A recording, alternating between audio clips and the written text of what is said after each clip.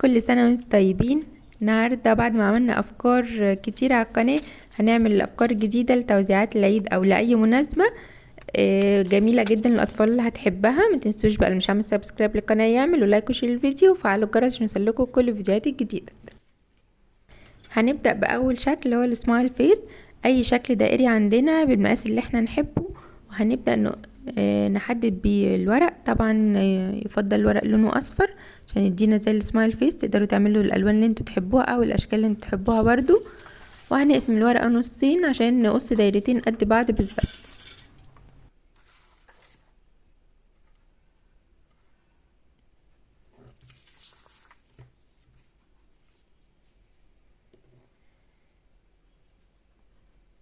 هنرسم بقى شكل الإيموشن اللي احنا عايزينه على واحدة من الدايرتين اللي احنا قصيناهم.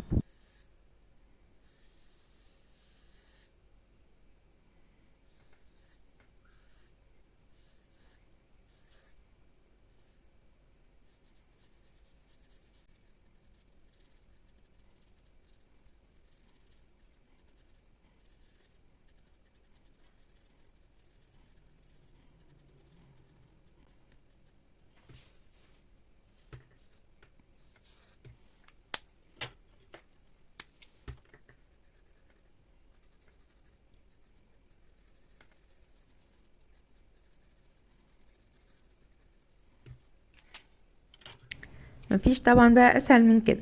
هنبدأ نجيب الحاجات اللي احنا حابين نحطها جوه التوزيعات دي، سواء بقى هنحط عيدية فلوس او نحط بالونات او بونبوني او اي لعبة صغيرة اللي احنا عايزينه، ميدالية.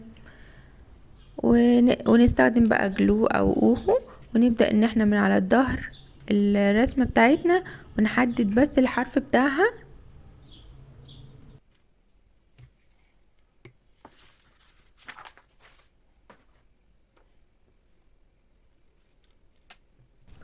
وهنلزق الحرف كويس. تقدروا طبعا تمسكوها كده باي مشابك صغننه عندكم على ما تلزق، لان الجلو بياخد وقت شويه.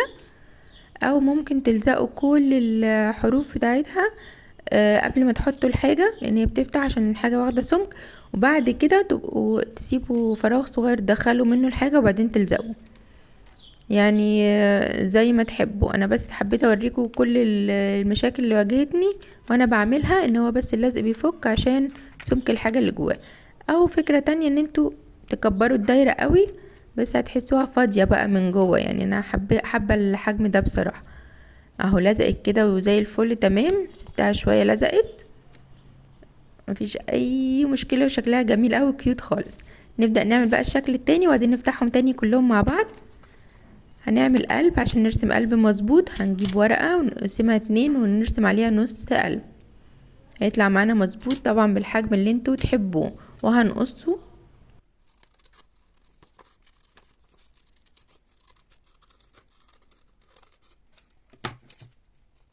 كده. القلب معانا طلع مظبوط وزي الفل. هنبدأ نجيب الورق اللون اللي احنا نحبه ونقسمه 2 برضو عشان نقص القلبين قد بعض بالظبط.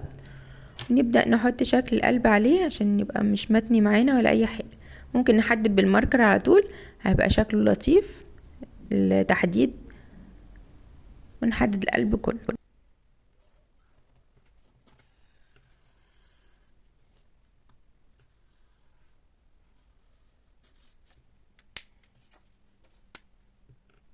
برضو الحجم ده بتاعكم، تقدروا تعملوا الحجم اللي انتوا عايزينه. لو عايزين اكبر من كده حسب الحاجة اللي هتحطوها جواه. وممكن صغنون خالص على قد بونبوناية واحدة او شوية شوكبون او اي توفي كده صغير، برضو ده يرجع لكم.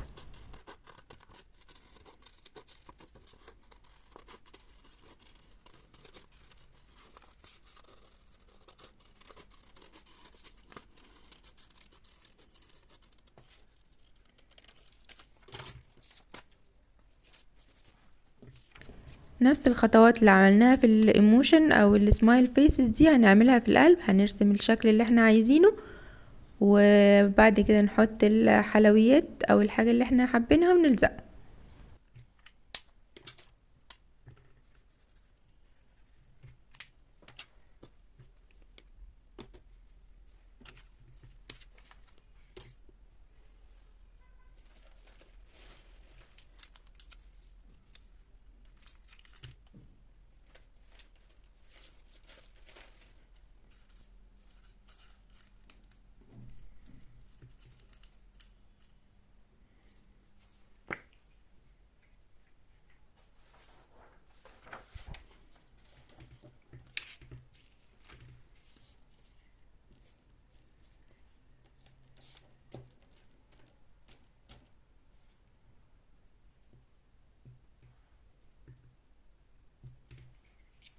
انا بحب احط الجلو على ورقة خارجية عشان ما يبهدلش الدنيا معايا، فعشان بس ما تستغربوش الورقة اللي بتدخل في الفيديو دي.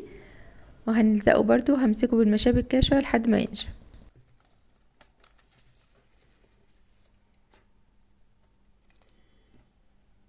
انا مستخدمة ورق A4 خفيف عشان يبقى يتقطع بسهولة. الكانسون يعني هيبقى سميك وكل حاجة، بس يعني ده اسهل في الفك، وطبعا ارخص كمان، ولو طبعا هتعملوا كمية كبيرة عشان توزعوها في العيد.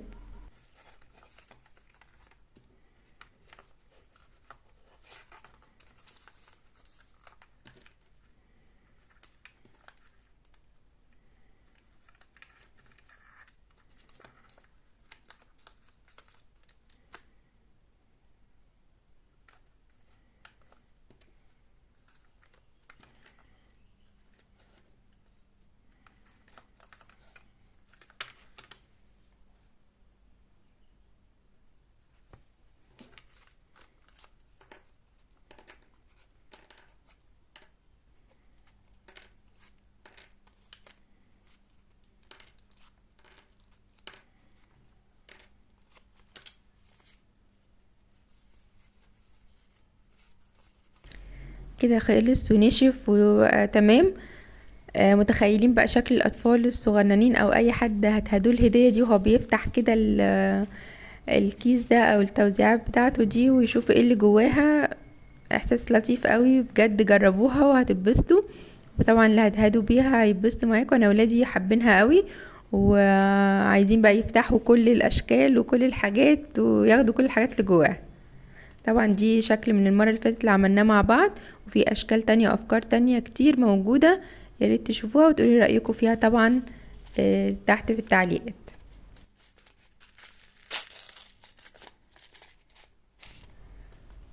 الافكار طبعا اللي بتتحط جوه كتير جدا اهو، اكسسوارز، بالونات، زي ما قلت لكم ميدالية او لعبة صغيرة زي الحاجات اللي بتبقى في البيضة الكندر برضو، يعني ممكن اي حاجة، ممكن نوتس، ممكن رسائل، حسب طبعا الشخص او اللي هتدوله الهدية دي، اذا كان اطفال او حد كبير.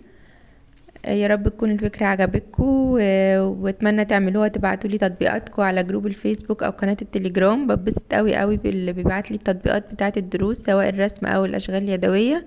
متنسوش بقى تشوفوا باقي الافكار اللي موجودة على القناة والحاجات اللي عملناها مع بعض، وكل سنة وانتم طيبين. ما تنسوش بقى اللي اول مرة يتابعني او لسه مش عامل سبسكرايب للقناة يعمل، ولايك وشير الفيديو وفعلوا الجرس عشان يوصلكوا كل الفيديوهات الجديدة. مستنية رأيكم في الفيديو تحت في التعليقات. نتقابل على خير.